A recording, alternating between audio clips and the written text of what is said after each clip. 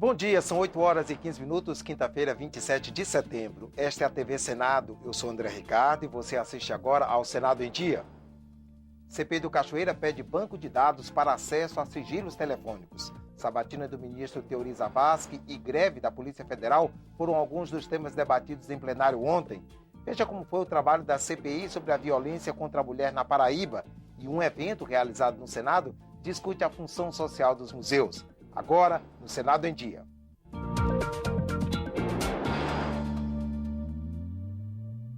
A CPI do Cachoeira quer formar um banco de dados para facilitar o acesso ao sigilo telefônico das pessoas investigadas. O pedido foi feito à Anatel.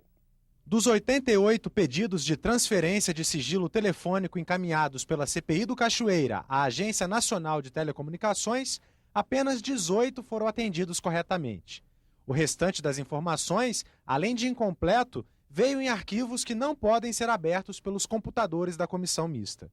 O relator da CPI fez 2 reuniões com representantes da Anatel e pediu providências. O produto a ser ofertado por parte das companhias telefônicas e o acesso a este produto precisam obedecer padrões únicos. Isso vai facilitar a vida dos investigadores, quer seja nas comissões parlamentares de inquérito, quer seja também por parte das polícias, tanto federal como civis, e também, obviamente, do Ministério Público Federal e também dos Ministérios Públicos Estaduais. O banco de dados solicitado pelo parlamentar permitiria fazer pesquisas com os CPFs dos investigados. Seria possível saber com maior rapidez o número de ligações e quem falou com quem. Dentro de 15 dias, a Anatel deve responder se o sistema poderá ser criado. A sabatina do ministro Teori Zavascki e a greve de algumas categorias da Polícia Federal foram temas discutidos ontem no plenário. Veja os destaques. A greve de agentes, escrivães e papiloscopistas da Polícia Federal foi tema do discurso do senador Álvaro Dias. Ele elogiou o trabalho da PF e disse que o governo deve reconhecer os riscos que envolvem a profissão. Nós sabemos que esta é uma atividade de risco, uma atividade permanentemente sob tensão e ameaças. E a retribuição do poder público deve estar à altura e ser compatível com o serviço prestado à sociedade brasileira por essa instituição fundamental que é a Polícia Federal, que dignifica a pátria e honra a cidadania. Que o governo seja sensível ao legítimo pleito desses honrados e legítimos funcionários do Estado. O senador Jorge Viana criticou a atitude da oposição na sabatina do ministro Teori Zavascki, indicado para o Supremo Tribunal Federal. Mas quando se estabeleceu um calendário de votação do nome do ministro indicado, muito parecido e num prazo muito maior do que das indicações quando o PSDB estava no governo, lá imediatamente se faz um levante dizendo que por trás disso estava um suposto esquema para fazer interferência no julgamento que, ora, o Supremo acolhe. Esse tipo de situação não engana ninguém. Está contaminado pela véspera de eleição e é, para mim, um desrespeito com uma das mais importantes instituições do país, que é o Supremo Tribunal Federal. A senadora Ana Amélia lembrou que há quase 6 anos, os antigos trabalhadores da Varig e da Transbrasil esperam para receber seus benefícios do Fundo de Pensão Aeros. Muitos aposentados já morreram sem ver a cor desse dinheiro. E outras centenas aguardam ansiosos, alguns doentes, para reorganizarem suas vidas e, em alguns casos, ter o mínimo para necessidades básicas como saúde e alimentação.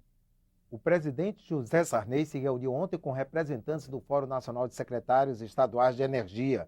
Na pauta, a redução de tarifas do setor elétrico anunciada pelo governo federal no início do mês. Uma comitiva de 5 secretários estaduais de energia veio conversar com o presidente José Sarney sobre as novas regras para o setor e a redução de tarifas de energia elétrica. Eles pedem cautela na implementação das medidas que devem impactar a arrecadação dos estados. Não há uma demanda específica de nenhum estado, nem município, nem do governo federal. O interessante é que o custo do Brasil seja reduzido, nisso todos nós estamos de acordo. Agora, a forma de fazer isso é que temos que fazer com realmente um pouco de cuidado para que todos saiam ganhando. Esse deve ser um jogo ganha-ganha e seguramente liderado pelo governo federal e a medida provisória que está aqui no Congresso, nós haveremos de chegar a um consenso.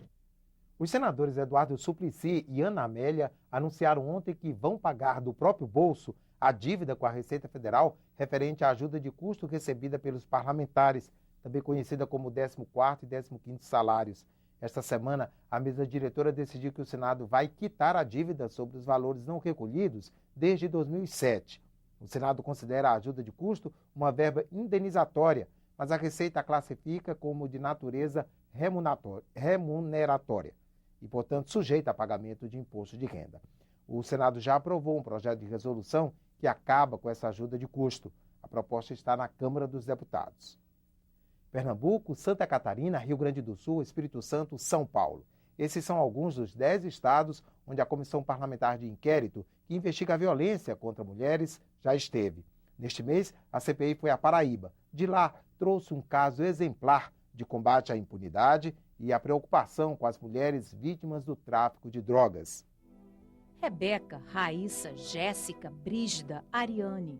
86 mulheres foram assassinadas na Paraíba até setembro deste ano, mais do dobro de 2011, vítimas da violência doméstica, de crimes passionais. As mães não se cansam de pedir por justiça. Hoje eu clamo por justiça, não é nem pela minha filha, é pelos nossos filhos. Eu tenho 2 netas lindas e quero para elas um Brasil melhor. Em João Pessoa, não só os crimes passionais preocupam. O assassinato de mulheres envolvidas no tráfico chega a 40%, reduzindo os crimes passionais. É uma realidade diferente, uma realidade nova, que é preciso pensar políticas específicas para essas situações. Assunto que os parlamentares da CPI mista, que trata da questão da violência contra a mulher, discutiram com o governador da Paraíba. Ricardo Coutinho recebeu o pedido de ampliar a rede de delegacias especializadas, de 6 para 10 regionais.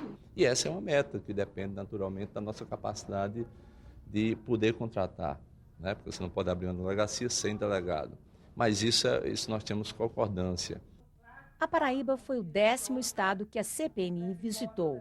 Os parlamentares também foram ver como funciona a rede de atendimento às vítimas. O Centro de Referência à Mulher, mantido pela Prefeitura, é uma casa de passagem. Aqui, uma equipe dedicada dá apoio psicológico, jurídico, oferece cursos.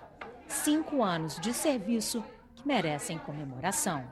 Isso mudou muito a vida dessas mulheres. Em torno de 1.600 mulheres que foram atendidas aqui no Centro de Referência.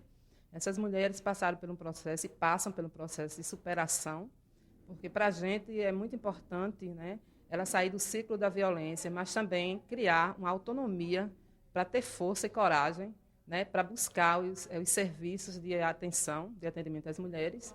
Dona Lourdes é uma prova disso. Ela foi a primeira mulher atendida no centro e hoje é funcionária. Com ajuda, se libertou da prisão que foi o casamento de 32 anos. Hoje eu sou outra mulher. Eu não trabalhava, hoje eu trabalho, tenho a minha dependência, tenho minha casa agora, posso dizer que é minha. Mudou tudo minha vida. Da capital João Pessoa para Queimadas, a cidade pacata de 41 mil habitantes foi cenário de um filme de horror. Em 12 de fevereiro, um grupo de 10 jovens armou uma festa com as amigas, simulou um assalto, usou meias, máscaras, capuzes para estuprar 5 mulheres. 2 acabaram mortas com tiros. Foram reconhecidos pelas vítimas e estão presos 7 adultos no presídio em João Pessoa. 3 são menores que cumprem medidas disciplinares. Uma barbaridade, né? E de tornar a mulher, ao meu ver, um objeto. E o que mais choca ainda é que continua sendo pressionada as vítimas a se calarem, a não continuarem adiante.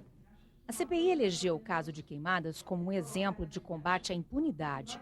No Fórum da Cidade, na presença de familiares, os integrantes da comissão ouviram a juíza, o promotor, a delegada, sobre o andamento do processo, que está à espera de sentença. A expectativa é de que o principal acusado, Eduardo dos Santos Pereira, vá à júri popular por duplo homicídio. Eu diria que nós conseguimos concluir essa instrução em tempo recorde e só não ainda chegamos à sentença por fato da defesa. Quer dizer, a defesa que demorou, que falhou ao apresentar as alegações finais de um dos réus em ambos os processos, e isso atrasou, retardou o prazo final da sentença. Esse fato é um fato emblemático, porque ele servirá de exemplo para outras situações que acontecem no país, não só para a sociedade, mas também para o poder público, com relação ao trabalho que está sendo feito até então. Nós avaliamos que o trabalho que foi feito até o presente momento pela polícia e pela justiça caminhou bem, dentro de um tempo razoável. Então é preciso que ele seja concluído com a punição dos responsáveis. A próxima visita da CPMI deve ser ao estado do Mato Grosso do Sul. A data ainda não foi definida. Qual a função social de um museu? Esse foi o tema debatido em evento realizado ontem no Senado. O Instituto Brasileiro de Museus e o Senado Federal promoveram nesta quarta-feira um seminário para discutir a função social dos museus. O evento faz parte da 6ª edição da Primavera dos Museus. É um evento que acontece todo ano, né? Que uma ação de branca incentiva, que escolhe um tema, cada ano é um tema diferente. Nesse ano o tema é a função social dos museus, então os museus do Brasil todo e outras instituições também que trabalham com memória realizam atividades com esse tema, a função social dos museus. Os palestrantes discutiram sobre a necessidade de levar o acervo dos museus aonde o público está. É o que faz o Museu de Valores do Banco Central, que vai até escolas rurais próximas a Brasília. Esses alunos que possivelmente na escola rural nunca teriam oportunidade de ir a um museu, então a gente indo até ele tem o conhecimento. Conseguimos levar a eles o que eles talvez não tivessem oportunidade nenhuma de ter se não fosse a gente ir até essas pessoas.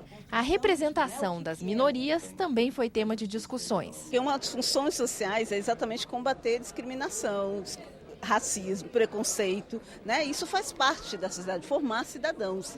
A diretora-geral do Senado destacou a importância da participação nesse tipo de evento. Significa reconhecer a importância dos museus na história desse país. Conhecer a história e participar da história, torná-la viva, e esse é o papel fundamental dos museus. É fazer com que as pessoas sintam ao visitá-lo que há vida na história.